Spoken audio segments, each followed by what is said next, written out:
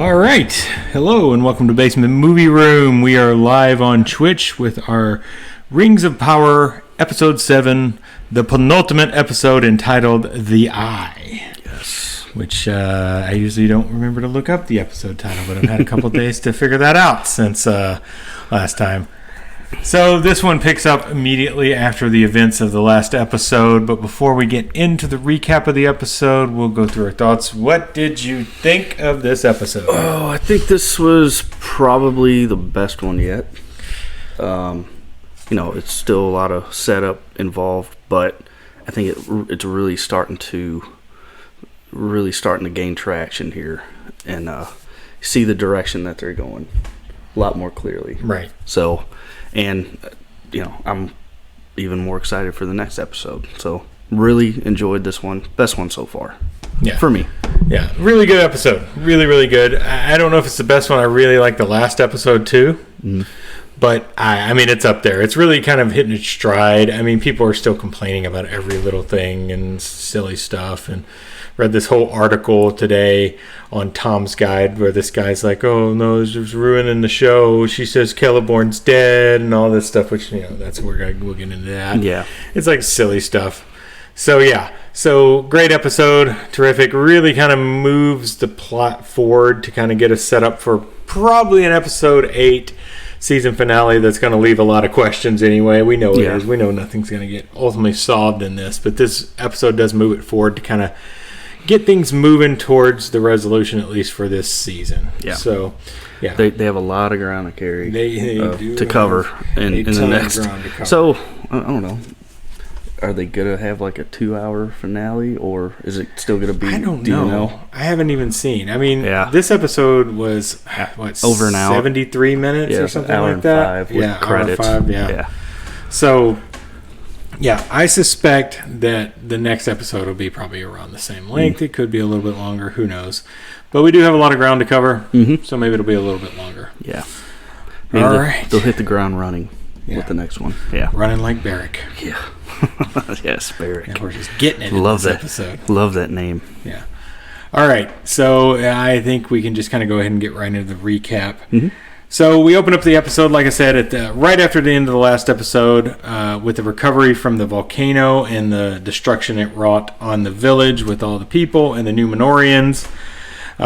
We get scenes. We start meeting characters who survive, which is seemingly all the major characters survive, which we knew they would. Mm-hmm. We get the Queen Regent, Muriel.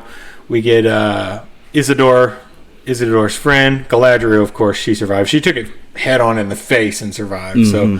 So, she's the least likely one to survive. But that elf magic, I guess, she survived. Theo and Galadriel end up together. It's kind of like a few different groups of people. You don't know that everybody survived automatically. You get kind of little spots of people who survived, and some people you don't see till later. Yeah.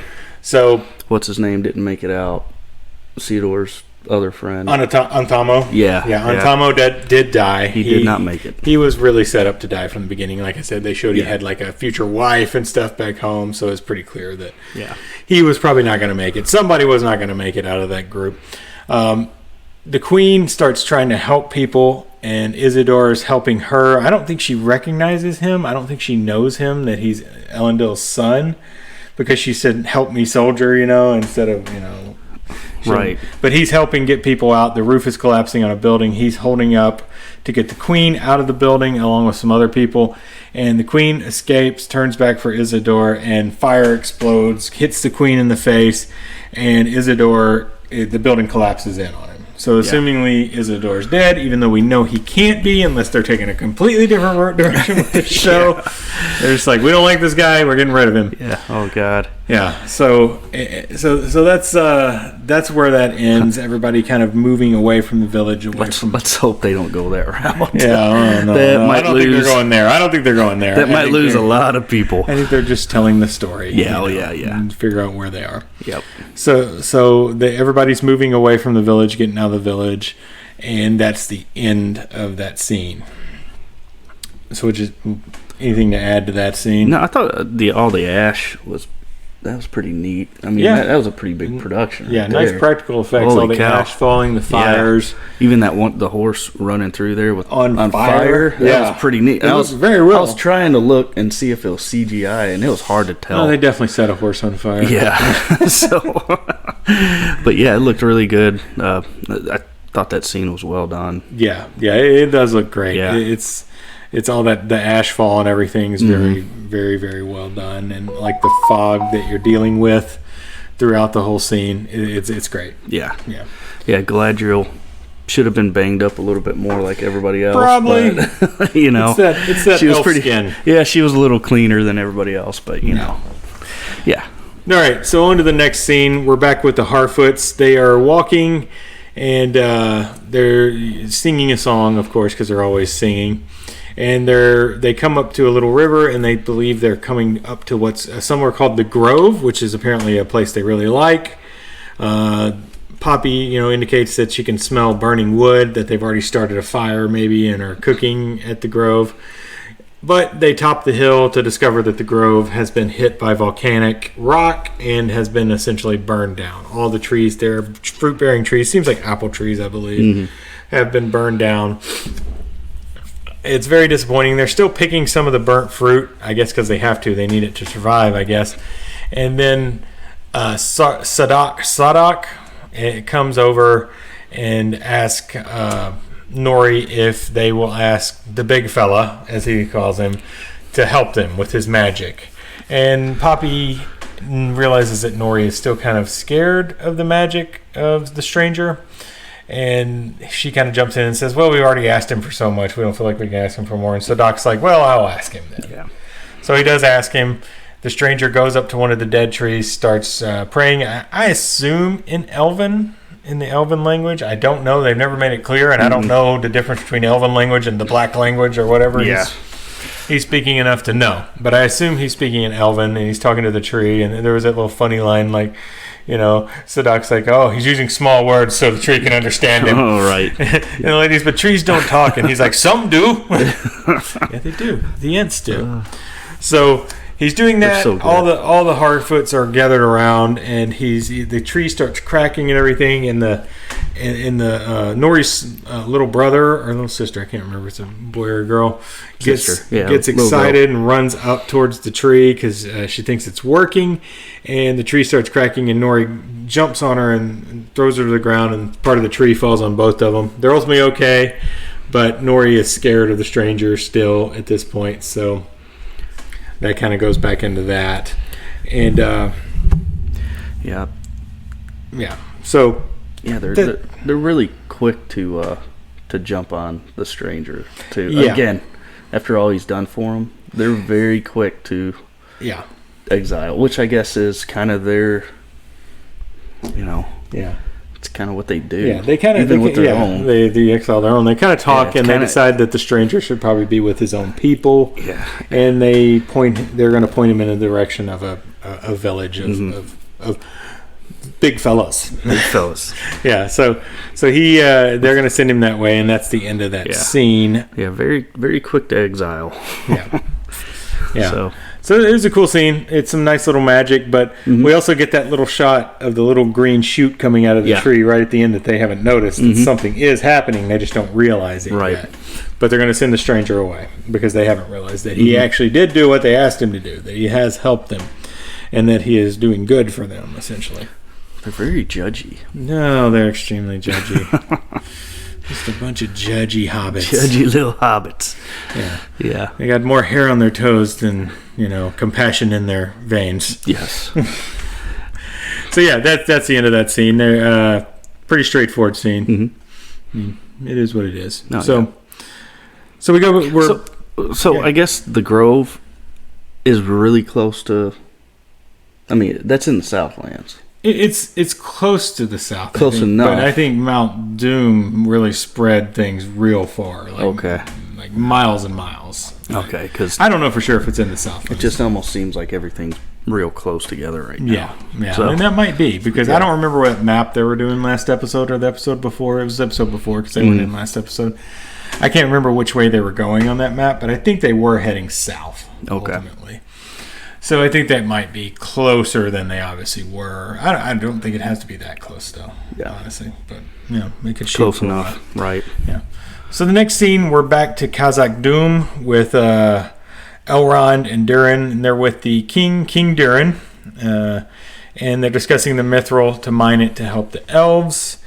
King Durin is not having it, even though Elrond promises them like significant things, like that they'll provide them grain and timber and all this stuff for 5 years. And there's something else he said they provide. And like the two guys in the thing were like, oh, it's a great deal if if they can keep their promise. And Elrond he hears them and he's like, I always keep my promise. Yeah, I'm not just some elf. Yeah, I'm not just some elf. So the king turns that down. He's not going to have it. He's too. I don't know if he just doesn't like elves that much or if he's worried about his people, but he does turn down that offer, and Durin can't really say anything. It's the king. So they leave. Elrond's about to leave to go back to his people to tell them that they're not going to be saved, essentially. And I'm just going to roll into this scene that's on. We got it on the TV. I'm just going to roll into this scene because I think this scene all fits together. Durin goes back to Disa. She's very angry, and she is like blacksmithing angry and like using a hammer and calling the king a lice-bearded and uncompassionate, and all this stuff. And Disa and Durin's conversations are always cool. Oh yeah, it's just fun. It's like Elrond and Durin and Disa and Durin are like the best conversations in the show. Yeah. I wish we had more dwarves. Yeah, the dwarves are. It's great. Dwarves are great. Yeah, and we only get Gimli in the basically in the first one. In the Hobbit, other than the Hobbits, Hobbit movies. Yeah, of course, that's very dwarf heavy. But that's dwarf heavy. So, but not like this. Disa is basically just saying you should do it anyway. You should just go mine it anyway to help your friend. I mean, it's Elrond. You need to help him. And Durin's like, what kind of father would I be if I defy a king and show our children it's okay to defy a king? But, Disa's not happy about it. And Durin turns around and, Elrond's there. And basically he decides that he's got to tell Elrond to go. After that, this is all in the same scene. We haven't got to it. Yeah. Basically farewell. Yeah, it's not. We don't say bye. We don't say goodbye. We say Namare. Yeah. Namiare or something like that. And Elrond says Gil-galad has to be informed, so he's going to leave. Yeah. Elrond walks out, and right after he walks out, he gives Durin back the little piece of mithril. After he walks out, Durin has the mithril and he throws it on the table, and he's got that leaf that Elrond had. It's starting to. It's got the black decay, the decay in it. The mithril lands right beside the leaf, just next to it, and the leaf starts to heal. And Durin sees this, and he decides he can't not do it. He's going to help Elrond. He's going to help his friend because it's like a brother to him, essentially. Even if his father doesn't want to help. So he calls Elrond back in, and that's the end of the scene. Basically, they're going to do it. Yeah, it's a terrific scene. Yeah, I really like it. I like both the scenes together. All the scenes together are terrific. It's like.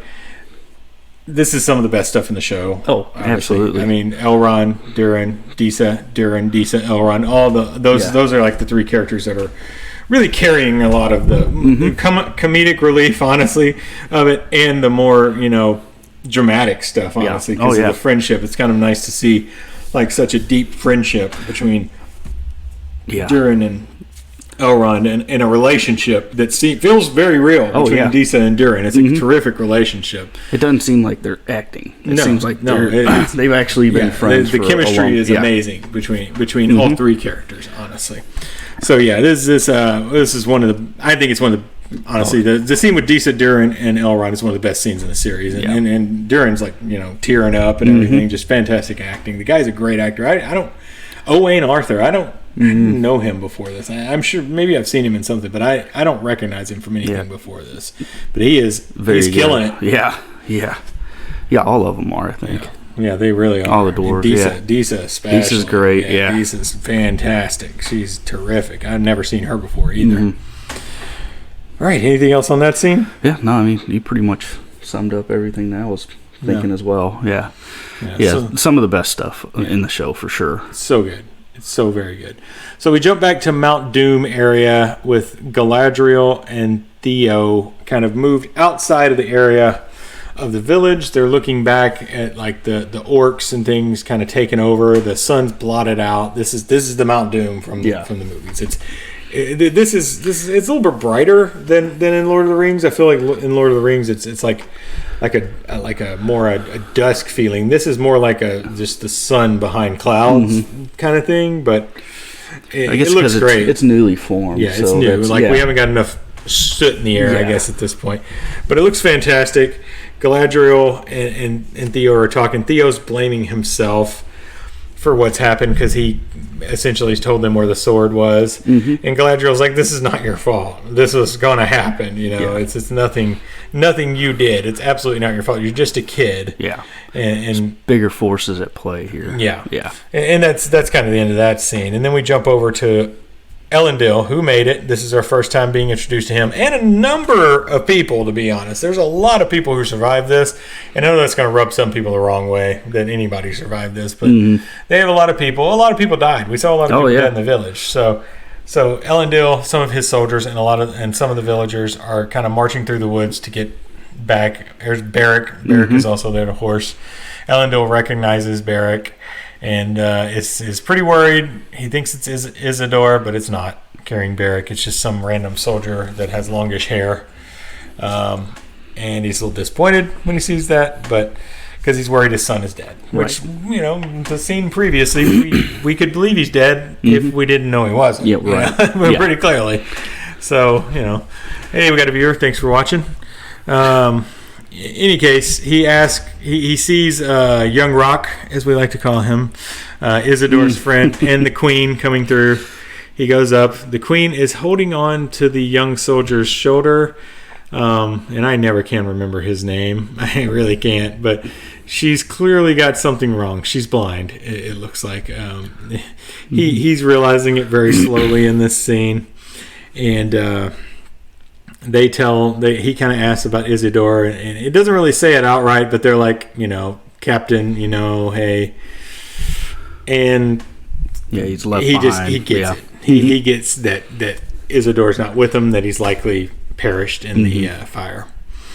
Then I'm just going to keep going through the scenes because this all kind of fits together. We go back to Galadriel and Theo wants to, he's talking to Galadriel about a various number of things, and he decides he wants to, he says, I'm not a soldier, and she's like, well, you can be a soldier. We'll make a soldier out of you. And she gives him her sword. I don't remember this scene all that well, to be honest. But they're just kind of walking and talking. And I think this is where they hide out from. Yeah, is this a scene where they hide? They hide from some orcs. He's got the sword, just trying to make their way back to the. Yeah, and they get heard by the orcs. They're hiding like in this little ravine under some stuff. It kind of almost reminds me of the hobbits hiding from the Nazgul. Exactly. It's very similar because they're like right over them, looking over them. And it did feel like that a lot. Yeah. So, and then there's like, I would not use such words. It darkens the heart to call good deeds, things like that. It's some good kind of dialogue in this episode. Yeah, so it's just nice conversation between Galadriel and Theo and them hiding from the orcs in this scene. All right, so we'll go one more scene after this. We go back to Elendil and the Queen. The Queen's riding, I believe she's riding Beric at that point, and they're walking through the woods, and the Queen's ask, when are we going to get out of this fog? And they just kind of look at her, and she's like, how long have we been out of the fog? Right, He's like, nigh an hour, Queen. It's been a while, yeah. So, clearly she's blind, and he goes, do you still see the fog? And she goes, I only really see gray, so she's blind. We don't know if she's going to be blind for good, but there's a chance that she might be. Certainly, she might be blind for good. But yeah, so that is the end of those scenes. So what do you got on those? Because they're just kind of setup scenes, kind of moving us forward in the story, kind of letting us know everybody is survived. There's Drew Brees. Yeah, who's on the horse. Right. Yeah. Yeah, just showing who's alive and who's not. Who's alive, who's not. What the damage is. That the queen is blind. Mm-hmm. That the Theo and Galadriel show is ongoing. Yeah, really nice conversation between Theo and Galadriel. I really like that. It's kind of like this is the first time building that relationship. Yeah, this is the first time she's being like nicer and not being all high and mighty, really, I mean, I guess she has she did it with the soldiers in Numenor when she had that little fight with them, she had fun with them, and she's had good conversations with Elendil, but like her and a kid is kind of a new dynamic, and assumingly at this point, because of what we find out later, she doesn't have any children yet. So it's kind of interesting seeing her with the children. Oh yeah, and she was really quick to give up that sword. That is one thing we didn't say. Like all about she's talking to Theo that she was married once, and that Celeborn, she has not. She during the war with Morgoth, she thinks he was killed. She hasn't seen him. He never came back. Clearly, we know Celeborn is alive, unless they've really changed canon again. Because Martin Sakis, that's that guy's name. Sakis played Celeborn in the Lord of the Rings trilogy. We see him twice, I think, in that trilogy. When they meet Galadriel in the forest, and then at the end when they're going to Valinor, Return of the King, when they're going to Valinor. So he's in that too. So we clearly know he's not dead. So the expectation is he will show up, and it'll be a surprise to Galadriel at some point. Could happen next episode. Yeah. Oh yeah. They mentioned him in this episode. It's like Chekhov's gun. Yeah. You don't mention a character and not introduce him later. Yeah. It's Chekhov's gun for sure. I hope they use the same actor. Yeah, it'd be interesting if they use Martin Sakis, but I doubt they will. That'd be great. I mean, he's a lot older now. They don't really age though, and that guy still looks pretty good. Yeah, he's always looked the same. Yeah, in every movie. Well, that was that Tom Scott, that article on Tom Scott. You're gonna have to look that article up because it's ridiculous. I mean, the guy that wrote it. He writes a bunch of articles and stuff for TV and stuff, but that article, I couldn't have disagreed more with that article. It's rant time. Oh no, like he was talking about that whole Celeborn thing where she says Celeborn's dead. He's like, oh, they're going to change the canon on this. Like, that's not even what the scene said. Yeah. She doesn't say he's dead. She's never seen a body, and guess what? If you don't see a body, I didn't take it as he was dead. She knows Finrod is dead. She knows her brother's dead because his body came back. They buried, or whatever the elves do with their dead when it comes to Finrod. Celeborn, he's missing in action. She doesn't know. She assumes he's dead. And maybe he's already in the forest. He could be there. He's just waiting. That's why she joins him. I built us a hovel. Yeah, hey. so we don't know. Bunch of little Ewoks come out. Yeah. Just some little bears. Little cross cannon. This bear guy showed up. They're hanging out. Yeah, little cute guy. So I mean, that article was just all over that, and I was just like, and I think that it was nitpick stuff. It's exactly what everybody does about the show. Yes, that's what I was about to say. So the Bald Move guys also kind of nitpick the show, but their nitpicks are actually good ones. Where they're not like jumping to conclusions. They're not jumping to conclusions. Yeah. They're nitpicking on certain things that aren't great. Like how fucking terrible Isildur is in this show. He's kind of a shit. Yeah. Yeah. But honestly, that's not breaking with canon because he's kind of a shit in Lord of the Rings too. Other than a lucky fucking sword strike that he got that won the war. Yeah. I mean, honestly, he took the ring. He didn't destroy it. Elrond told him to. He runs off with it and ends up bringing Sauron back thanks to him. He's a jerk. He's a jerk. Yeah, he's supposed a real jerk. He's a self-absorbed jerk. Mm-hmm. Yeah. Okay. I ran over. I'm done with that. If you got anything to say about those scenes, feel free. Oh no, give me more rants. This is called the Rant Corner. Welcome. Lord of the Rants. Lord of the Rants. The Rants of Power. I like it. We're gonna make a new area. It's gonna be a new that. Yeah. It'll be a new episode. Rants of Power. The Rants of Power Hour. But no, I totally agree with people. You do need everybody jumping to. You need to read that article because the guy's like, "Oh, I'm done with the show over this." I'm like, "What?"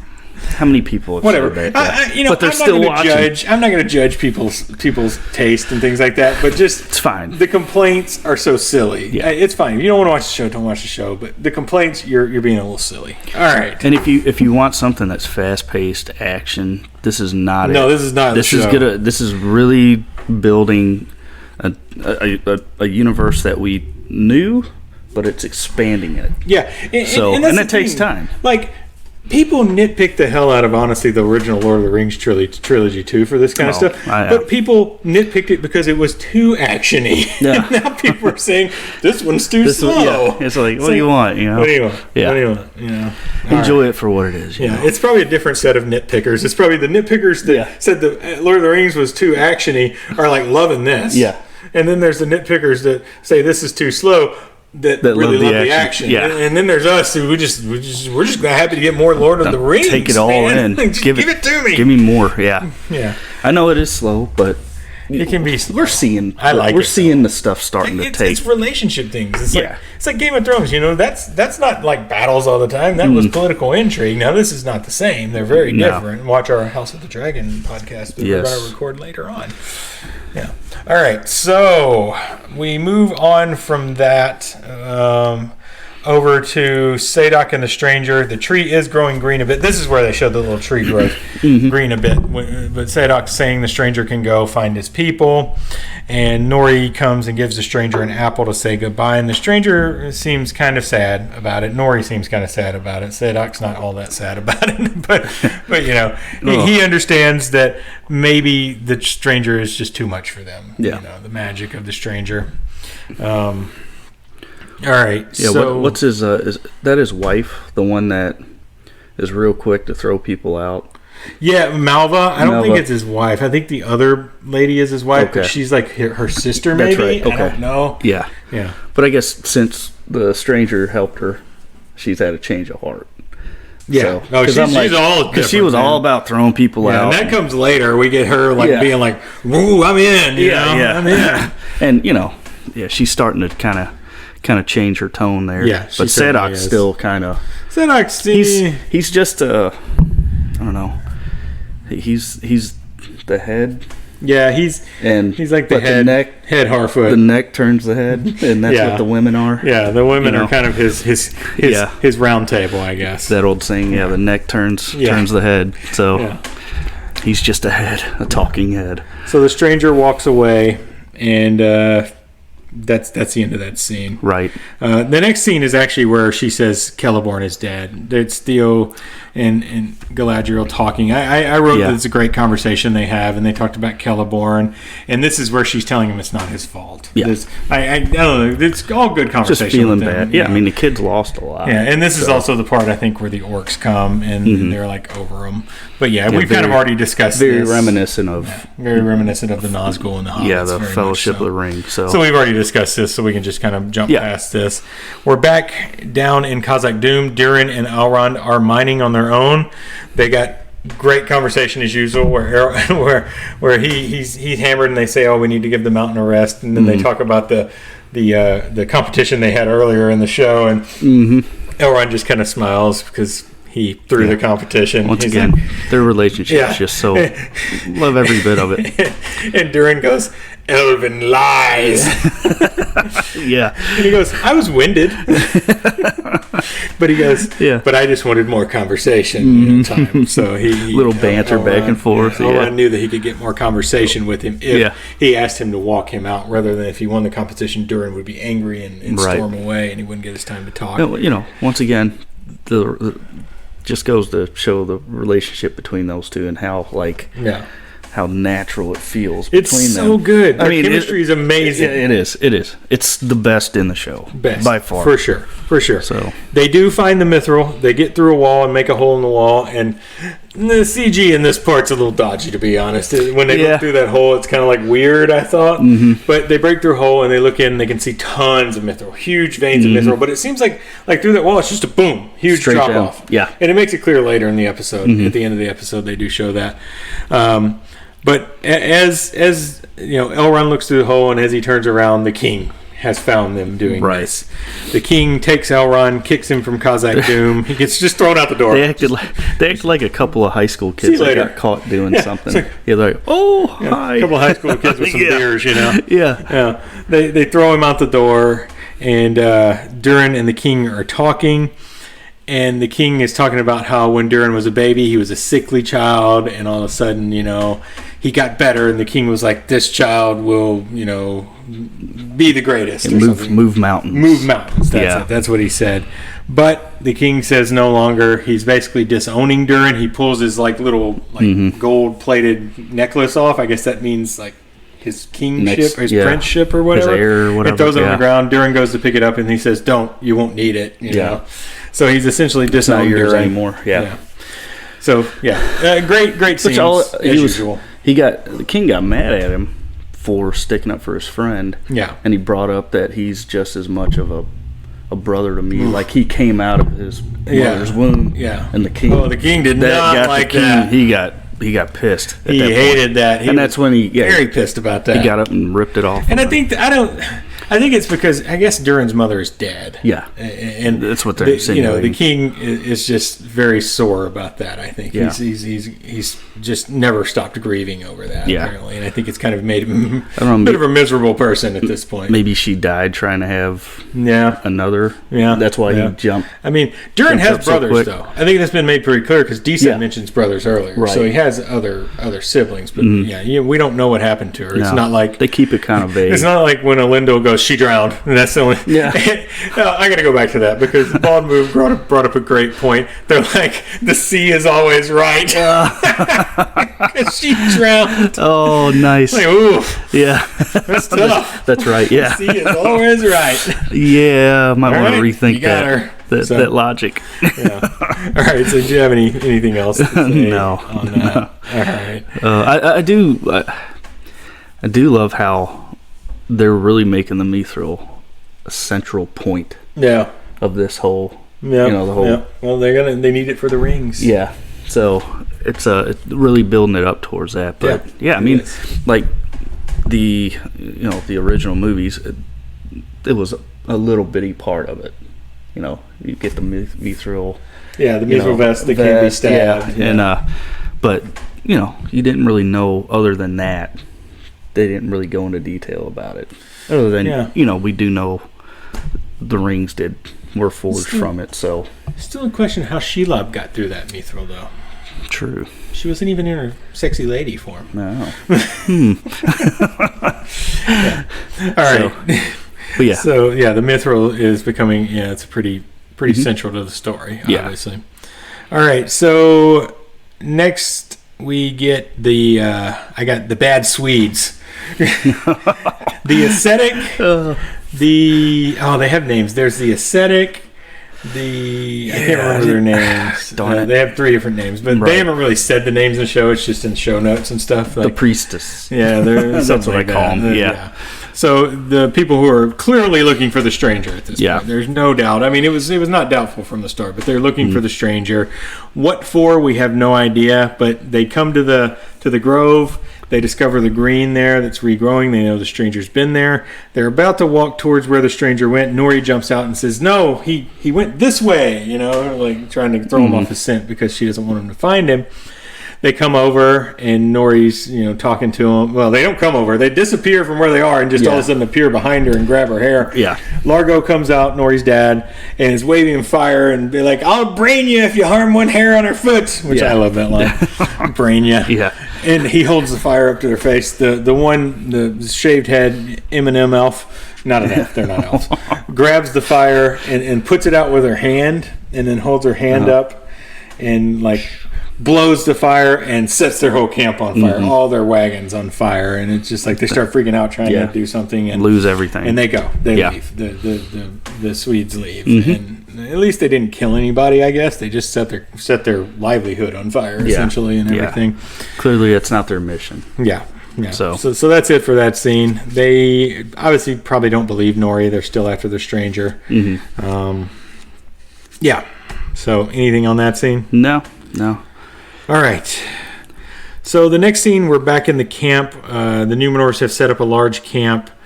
Beric is coming into the camp, and Elendil tries to calm Beric down. Beric's not calmed down. Beric wants to get out, so Elendil lets him go, and he takes off. I honestly think he's going to find Isildur. I think Beric knows Isildur is still alive and is going, and that's why he was acting like that. Absolutely. Because there was no indication that he acted like that until they got to that camp, and then he had to go back because he realized Isildur wasn't there, I think, is what it is. So he's going to get Isildur. Good horse goes back, gets his master. Yeah. Elendil also, comes there and basically decides he never should have picked up the elf off the ship, during this scene, and I'm just going to keep going. He kind of jumped to that. Yeah, really quick, he jumped to that. I guess because Beric ran away, and it was his last piece of his son, it was run away. He was looking to blame somebody. He had to blame somebody. Yeah. So... So Theo's also there. He goes in a tent. He arrives and goes in a tent with a bunch of injured. He's looking for Bronwyn. He doesn't see her. He sees one woman he thinks is her. It's not her. He sees a dead woman. He's going over to lift up to see if it's her, and he hears Bronwyn's voice from behind him. Mm. She survived. Looks great. Not a single scratch on her, really. Yeah, she doesn't hardly get dirt on her. She runs over and hugs Theo, and then Arondir comes in, and Theo runs over and hugs Arondir. And Arondir's kind of like, I think, shocked by it because Theo hasn't really liked Arondir up until recently. So right. Arondir's like, oh, well, okay. And then hugs him back. It's a sweet little moment. She got cut up in the episode before. Yeah, she did. So did they use elven medicine on her? I don't know. No, because Numenorians don't have elven medicine. Unless, she stabbed like somewhere. He shot with an arrow somewhere in here. So maybe they didn't. They probably patched it up. We couldn't see it. We didn't really see it. There, but she seemed okay. Yeah, I mean, she seemed good. Like she didn't even get in a confrontation. So So, Bronwyn and Arondir are okay. They're with Theo. Muriel is sitting up on a mountain. Galadriel comes up to her during Elendil's up there as well, and Galadriel goes up and kneels before Muriel. Muriel says, no, we don't kneel in Numenor. And Galadriel says, well, you're not in Numenor. Yeah. And Galadriel's kind of crying because she brought these people here and this happened to them. And she feels really bad about it. And the queen says the badass line, like, do not waste your pity on me, elf. Save it for our enemies. I was like, oh! Because they don't know what they have unleashed today. They do not know what they have. It's amazing line. Just amazing. Numenor, and she's like, Numenor, we will go back to Numenor and we will return. It was building, that whole like, let's get, let's get in this. She's also wearing like the strap around it, like the cloth around her eyes. And I was like, she looks like the blind character from KOTOR. That's awesome. Yeah. But like that scene almost came to a screeching halt when she was like, Captain, ready the ships. And he's sitting there sobbing like a little baby. Not responding. I guess because he's like, well, we're going to leave my son behind. He's not into this now. Yeah, he's not into it. He doesn't want to come back. That whole speech just came to a screeching halt. Yeah, he thought they were done. He thought they were going back and they weren't coming back. So, that's a screeching halt at that point. But it kind of took away from the moment. It kind of cuts right there. And so that's that. Anything to say about the scene that we haven't really said already? No. Muriel's just being a complete badass in this scene, basically. Rallying the troops. Yep, she really is. It was fantastic. And I mean, honestly, why? I don't know. I mean, because she feels she needs to. I guess she sees that these people need help, and they're the only ones that can help out. I think, yes, on that. But I also think she's smart enough to realize that if Sauron's back, he's not going to stop. Somebody's got to stand between. At the borders of the ocean. He's going to come for Numenor, too. Right. There's no reason he wouldn't. And, Numenorians and elves joining forces. Yeah, and Galadriel says it's pretty awesome. She's going back to Gil-galad to gather the elves for battle, basically. All right, so the next scene, we go back to the Harfoots. They're cleaning up their camp that's been burned down. They find a will, like Largo finds a will, and then he tells Nori to get up and help because she's just kind of sitting there, and they're like, oh, come on, let the girl mourn, and he's like, no, we don't have time. We're Harfoots. We got to get going. This is what we do, And Nori finally just says, no, I'm gonna go help. I'm gonna go save the stranger, and. Poppy's going to go, and Malva stands up and goes, I'm going too. And she's the one that wants to leave them behind earlier and wants to thinks he's evil and all that. But change of heart. She's had to change of heart, and she's going to go help now. Yeah. That was just shocking. So we kind of got a little into that earlier. Yeah. So we jump back to Galadriel and Arondir. She's talking about going to Gil-galad to get the elves involved, and that's kind of just a quick scene. There's not much to that. She's going to leave, and that's it. That's all there is to that one. Then you find out that Halbrand made it. He's injured heavily. He's got like a large bloody spot on his shirt right there. They found him on the side of the road, And Galadriel says she'll take him back to the elves for elvish medicine to heal him. Which, last time we saw him, he was with Adar. He was at least close by, yeah. Because they had captured Yeah, Adar. but I don't think he was with Adar. I think he was outside. He was the one that said, get behind the wall. Okay. Yeah, when he was outside. So he got severely injured. However, the very next scene, he's just up on a horse looking fine, to be honest. It's one of this is my nitpick. He's just up on a horse looking great. Yeah. Little pale, little sweaty. Seems great. Seems like it would be hard to ride a horse with those injuries and things like that. But he's up on a horse doing fine. But Galadriel did say he needs elven medicine. So did she get that for him? No, I think she's got to get him back. She's got to get him back to Linden. Okay. Yeah. I didn't know if she gave that to him already. Yeah. No, I imagine maybe Bronwyn gave him some of that painkiller seed or whatever it is. Milk of the poppy. I mean, hold on, wait. Crossover. Milk of the other thing. Yeah. All right, so the next scene, Disa and Durin are talking again about the king, and I can't remember exactly what goes on in this scene, what they're talking about in this. But, do you remember exactly? Because it's Disa and Durin again.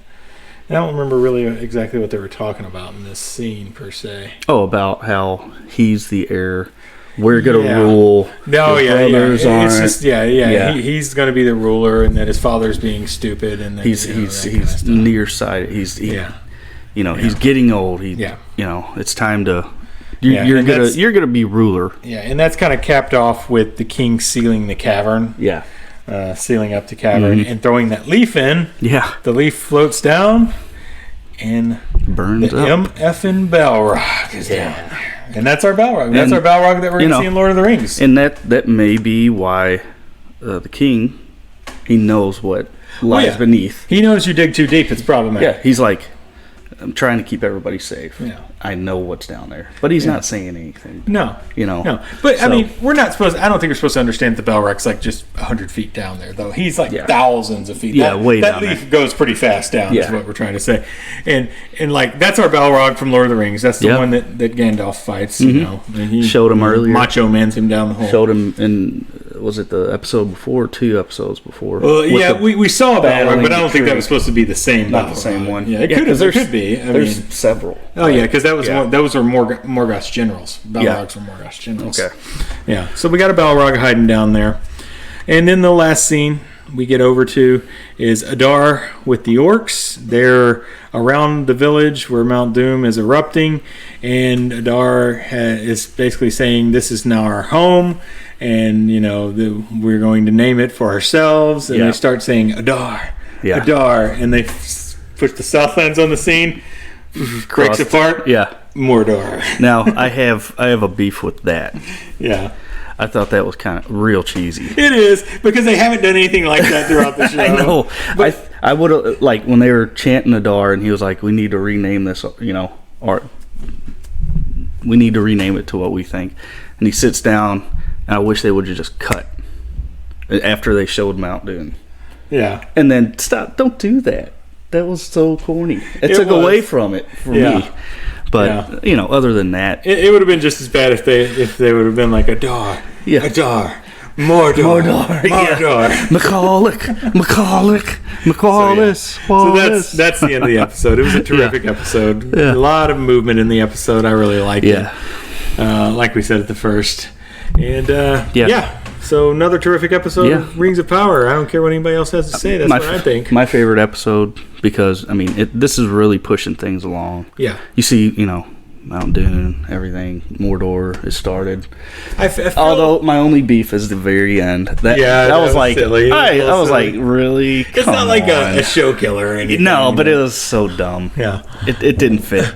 So yeah, I feel like people are also going to be pretty disappointed next week, because it's not gonna end where everybody thinks it should. Yeah. Probably. I don't know. I have a feeling we'll find out who Sauron is if you know some background on the character. Yeah, he's not going to be in the form that you think. He's probably going to be in the form of, fast forward 10 seconds, if you don't want a spoiler, Anatar.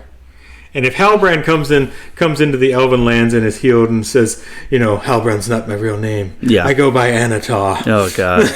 I don't know. I hope that doesn't happen. I'm starting to feel it might happen. I really am. You know my theories on that. I'm starting to feel it might happen because there's some very convincing evidence. But anyway. I still think he's going to be the king of the... Is it the undead or the dead? The undead. I want him king to of be, the I want him to be that guy. Yeah, the Oathbreakers. Because that really fits. You know, the Oathbreakers. Yeah. Because they're, he's getting the trust of, which this all points to Sauron too.